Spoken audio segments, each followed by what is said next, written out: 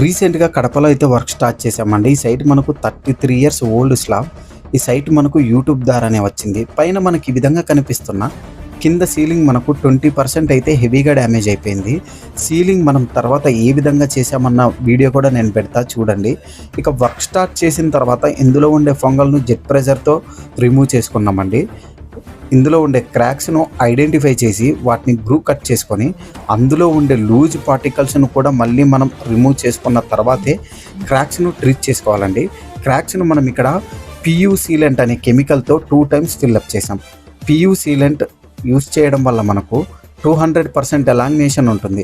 అంటే ఫర్దర్‌గా మన బిల్డింగ్‌లో థర్మల్ మూవ్‌మెంట్స్ వల్ల క్రాక్ ఎక్స్పాండ్ అయినా కూడా మనకు పియు సీలెంట్ 200% ఎలాంగ్నేషన్ ఉంటుంది కాబట్టి సో ఎటువంటి ప్రాబ్లం ఉండదు. అడిషనల్‌గా పాలిమర్ కోట్ అప్లికేట్ చేసి బాండింగ్ పర్పస్‌కు 45 జీఎస్ఎం మెష్ అలాగే పాలిమర్ కోట్ యూజ్ చేసామండి. 45 జీఎస్ఎం మెష్ యూజ్ చేయడం వల్ల క్రాక్స్ ఏవైనా బిల్డ్ అయినా మనం అప్లికేట్ చేసే కోటింగ్ను ఎటువంటి డ్యామేజ్ చేయకుండా ప్రొటెక్షన్గా ఉంటుంది. ఇక్కడ మనం యూజ్ చేసే మెటీరియల్ వచ్చేసి ఎంవైకే ఆర్మెట్ డబ్ల్యూపీ అల్ట్రా.